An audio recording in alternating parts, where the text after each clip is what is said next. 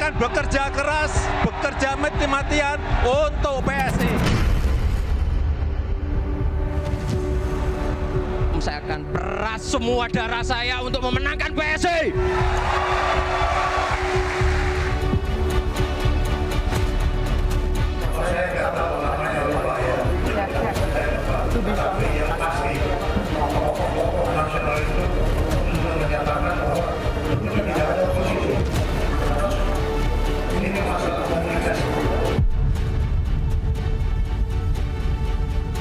Tidak ada yang oposisi, kan tokoh-tokoh masyarakat juga yang Bapak Presiden terbuka untuk berdialog, menerima masukan.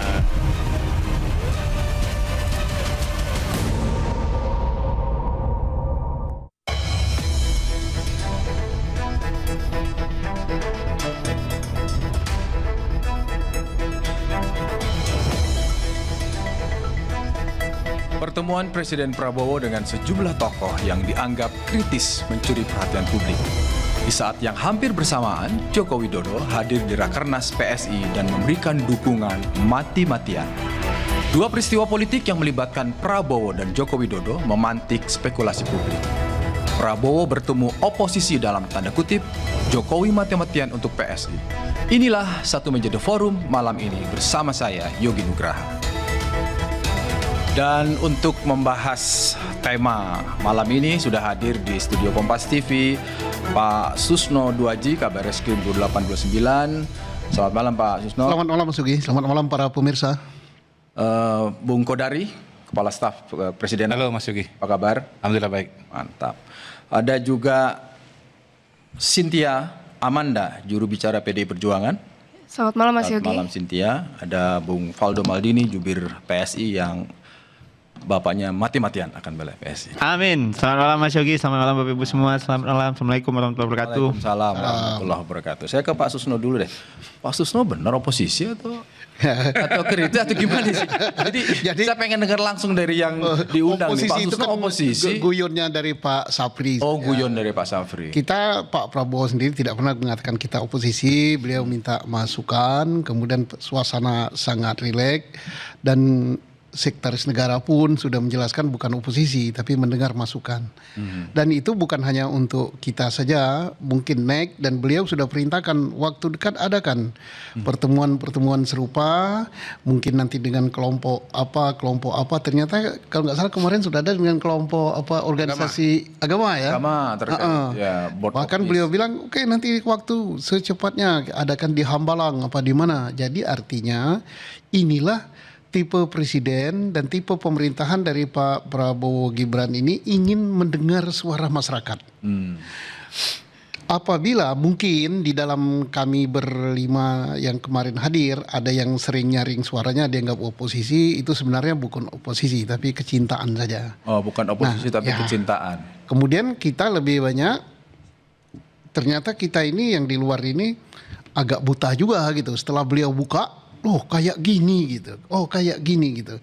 Jadi apa yang kita anggap bahwa pemerintah belum apa-apa, ternyata sudah apa-apa, sudah lebih maju dari apa yang diperkirakan. Oh, Pak Susno punya persepsi bahwa sudah banyak yang dikerjakan dan banyak yang Pak Susno belum tahu soal progres. Oh Iya, contohnya apa? Saya katakan Apa contohnya Pak? Reformasi Polri misalnya? Reformasi Polri salah satu pokok bahasan yang agak hangat gitu.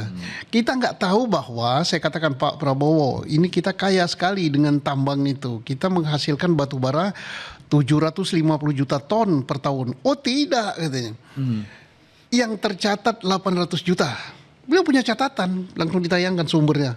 Yang tidak tercatat dan ini akurat, yang tidak dipungut oleh negara, tapi informasi dari negara lain yang terima itu lebih besar dari itu. Mungkin lipat dua dari itu. Artinya pemasukan negara di bidang batu bara itu mungkin 150% tidak masuk. Oke, Pak Susno, nanti kita akan dalami lagi. Termasuk saya ingin tahu ujungnya yang soal reformasi Polri menurut kesimpulan tanda kutip dalam pertemuan itu apa. Tapi saya mau ke Bung Kodari dulu. Bung, kalau saya amati kan Bung Kodari selalu mengatakan bahwa Pak Prabowo ini ciri inklusif, selalu ingin merangkul semua, ingin mengatakan bahwa semua ingin didengar. Apakah pertemuan yang mungkin baru diketahui publik lewat Pak Safri itu karena muncul, itu ingin menunjukkan bahwa Pak Prabowo ini terbuka untuk semua di tengah isu di kita ini bahwa Pak Prabowo ini sulit ditemui bahkan oleh menterinya sekalipun?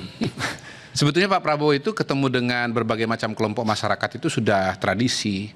Jangan lupa bahwa misalnya Pak Prabowo udah ketemu dengan para senior media, para pemret itu berkali-kali dan dari siang sampai malam, sampai malam sekali gitu. Jadi sebetulnya ya beliau giliran aja dulu dengan teman-teman media, lalu sekarang dengan teman-teman yang banyak berkecimpung di podcast. Kalau Pak Safri oposisi, terus kemudian Pak Prasetyo tokoh masyarakat. Nah, yang benar yang mana? Podcaster. Yang benar podcaster. Podcaster dong penampilannya. Nggak, karena beliau begini, jangan dikira saya ini presiden sibuk, nggak sempat nonton medsos. Oh, saya ikuti medsos. Sebagai kepala staf presiden pasti tahu.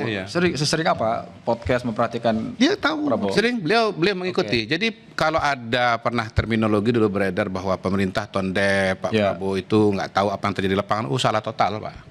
Salah total. Beliau sangat mengikuti apa yang terjadi di masyarakat, wacana yang terjadi di masyarakat. Dan gini, saya selalu bilang Pak Prabowo itu figur yang sangat unik karena beliau latar belakang yang sangat elit ya. Jadi kakeknya, orang tuanya itu adalah pendiri Republik. Beliau sendiri juga lama di pemerintahan pada posisi yang tinggi. Sehingga beliau itu tahu hal-hal yang kita masyarakat awam itu nggak tahu Pak. Dia tahu kelakuan elit Pak. Jadi there is no place to hide. Kalau kata saya sih pada hari ini dengan seorang Prabowo, seorang presiden yang tahu kelakuan elit, tetapi pada sisi yang lain jiwanya itu sangat wong cilik. Sangat-sangat wong cilik. Lihat saja pidato beliau beberapa kali di Davos, kemudian kemarin kalau nggak salah, ya terakhir itu intinya begini, beliau mengatakan tugas pemerintah itu, tugas pemimpin itu adalah membuat rakyat yang miskin dan lemah itu tersenyum. Dan itu yang sedang dikerjakan. Salah satu upaya Pak Prabowo adalah itu tadi mengundang. Saya mau tambahkan Mas Yogi. Jadi gini, Pak Prabowo ini memang datang dengan sebuah paradigma baru dalam melihat persoalan bangsa dan negara. Misalnya kalau bicara soal ekonomi ya. Kan sering ada kritik tuh, wah kita hanya perhatikan soal pertumbuhan ekonomi. Nah dalam kasus Pak Prabowo itu sama sekali tidak. Beliau sangat-sangat memperhatikan di dalam angka-angka itu apa yang terjadi. Jadi beliau itu pernah presentasi bagaimana dalam 7 tahun terakhir, begitu ya kurang lebih itu PDB kita naik, tapi kemudian juga ya kaum miskinnya tidak turun signifikan, dan yang paling penting adalah kelas menengahnya justru turun. Logikanya kalau PDB naik, harusnya kelas menengah juga naik. Ini kok malah turun begitu. Artinya apa? Artinya pertumbuhan ekonomi ini semu. Pertumbuhan ekonomi ini hanya berlaku untuk kelompok tertentu saja yang sangat elit. Beliau juga ada mempresentasikan, saya yakin juga diceritakan di ruangan diceritakan, itu. Pak. Ya pasti saya ceritakan. Jadi karena saya udah sering dengar. By data Pak. Kita jadi akhirnya kita mau ngomong masalah itu, akhirnya kita nggak bisa ngomong lagi. Karena informasinya lebih detail. Pertumbuhan ekonomi sekian menggembirakan, tapi tidak berdampak yang ke masyarakat nikmati kecil. Ini orang disebut elit. namanya. Disebut ini orang yang menikmati tidak lebih dari sekian, yang menguasai sekian juta tanah, yang menguasai sekian ini, kemudian yang dapat kredit sampai dengan 5.700 triliun, melebihi APBN. Dengan saya tidak bisa katanya. Kredit 200 miliar ke atas harus tanda tangan saya. Nah, koreksi langsung dari Presiden. Itu. Wong Cilik, bicara Wong Cilik, Pak Susno dan Bung Kodari Wong Cilik. Mbak Cynthia, partai Anda kan menyebut partai Wong Cilik, pernah diundang sama Pak Prabowo, meskipun tidak menyebut oposisi tapi penyeimbang. Pernah diundang nggak? Jangan-jangan nggak terpublish saja. Ini kan muncul karena Pak Safri menyampaikan ke publik di acara PWI. Kalau PD Perjuangan jangan-jangan rutin juga ketemu dengan Pak Prabowo. Belum sih. Belum pernah. Mungkin kedepannya mungkin sudah ada di agenda. Saya juga kurang tahu. Mungkin ini Pak Kodari yang tahu ya. Nah, kalau gitu Cynthia melihat pertemuan ini, karena kan sebenarnya kalau yang pantas disebut oposisi, meskipun secara konstitusi tidak ada, tetapi sampai sekarang PD Perjuangan paling tidak menyebut penyeimbang, alias tidak mau masuk dalam pemerintahan. Apa yang dibaca oleh Cynthia? Baik, kalau yang tentang pertemuan tokoh itu, saya rasa itu sebenarnya hal yang positif karena kita melihat bahwa Pak Prabowo ini kan Presiden Republik Indonesia, jadi memang suara-suara masyarakat harus diakomodir, termasuk mungkin suara-suara yang kritis tadi. Dan kalau diksinya adalah oposisi, menurut saya kurang tepat karena tokoh-tokoh seperti Pak Susno ini adalah gambaran tokoh-tokoh masyarakat yang kritis, yang cinta terhadap tanah air, ya makanya beliau mau berpendapat, beliau mau memberikan masukan gitu.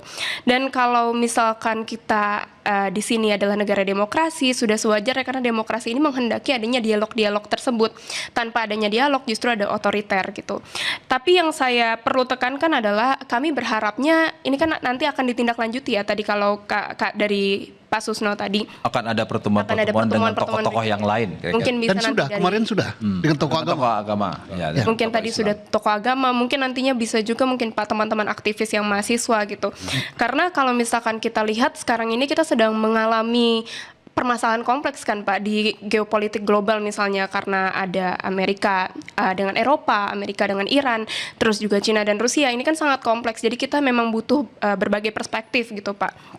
Nah, ini kayak kalau saya menangkap seperti ingin menyampaikan bahwa PD Perjuangan juga nunggu undangan loh, gitu. Diundang Pak Prabowo, tokoh-tokohnya yang kan banyak tuh yang kenceng-kenceng tuh, saya nggak usah sebut nama lah, yang selalu kenceng-kenceng gitu loh, minta diundang juga atau Inisial gimana? aja, inisial. Inisial. Mungkin Kalau kami akan sebenarnya- diundang waktu dekat mungkin. Kalau kami sebenarnya terbuka untuk memberikan masukan atau kritik karena kami kan bukan oposisi tapi penyeimbang ya Pak. Jadi kami siap untuk menjadi mitra kritis. Oke. Dan sepanjang dialog-dialog tersebut kemudian menghasilkan kemaslahatan bagi masyarakat, ya karena memang partai kami adalah partai yang berdiri bersama rakyat, kami akan mendukung itu asalkan juga selaras dengan Juga tujuan nih, bangsa menyeimbang Indonesia. untuk tidak menyebut oposisi tapi diakhiri dengan kalimat kami mendukung. Ini mudah-mudahan awal yang baik. Amin. Mendukung rakyat ya Pak. Oh, mendukung rakyat. Oke, Amin. Saya ke Bung Valdo. Valdo, di waktu yang bersamaan beda sehari kan. Akhirnya menimbulkan spekulasi. Wah, ini Pak Prabowo mati-matian ini. Sementara Pak Jokowi. Pak Jokowi juga Pak Jokowi mati-matian, Pak Prabowo juga boleh dibilang tanda kutip sebentar terucap, artinya membalikan keadaan dari persepsi orang bahwa Pak Prabowo ini tertutup, ternyata bisa bertemu sama tokoh-tokoh yang kritis. Tapi di Makassar Pak Jokowi saya akan mati-matian. Sebenarnya ada apa sih sebetulnya kok sampai total gitu? Karena kan selama ini baru inisial J, itu juga jadi tebak-tebakan. Apakah inisial J adalah orang lah yang menyebut mati-matian?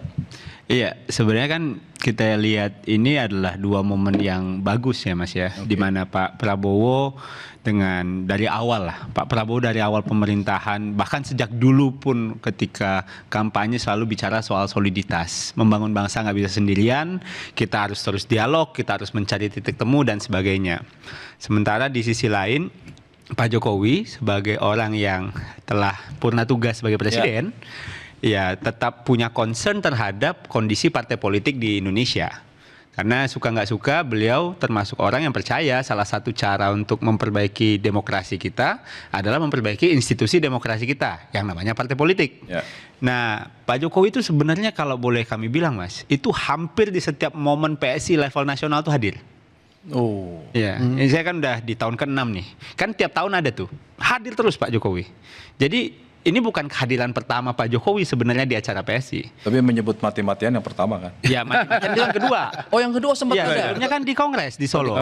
Iya. Oke. Nah, dan di titik itu Pak Jokowi kan menyampaikan secara terbuka ketika ditanya, "Ya, saya hadir untuk memotivasi anak-anak ini." Ya, teman-teman, kawan-kawan di PSI agar bekerja serius membangun partai politik. Karena kan PSI ini kan nggak bisa dibilang partai baru lagi, Mas. Udah 2 kali pemilu loh. Ya kan? Partai yang udah 2 kali pemilu belum dikasih rezeki menang di parlemen, Masih berjuang. Dan terakhir partai yang lolos parlemen, partai yang lolos parlemen terakhir itu kan namanya Nasdem. Ya.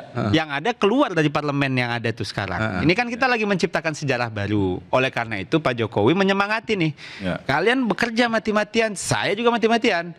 Jadi kan saya yang dengar, Pak Jokowi aja mati-matian, kok kita masih bisa nggak mati-matian gitu loh. Hidup-hidupan. Iya, jadi semacam pengingat bahwa ini bukan kerja mudah gitu. Membangun partai itu nggak mudah sama Ya, sekali. singkatnya Pak Jokowi itu total lah ingin mengawal PSI sampai Apalagi kami menjadikan Pak Jokowi sebagai inspirator. Jangan sampai orang yang kami jadikan inspirator kerjanya lebih keras dibanding kami kader. Oke. Gitu loh Mas. Oke, Bung Faldo.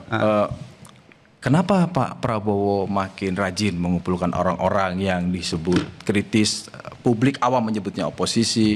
Di satu sisi Pak Jokowi sebagai orang yang menurut Bung Kodari sempat diduetkan, Pak Jokowi masih terus-terusan mati-matian di PSI. Kita akan bahas setelah jeda berikut ini. Tetap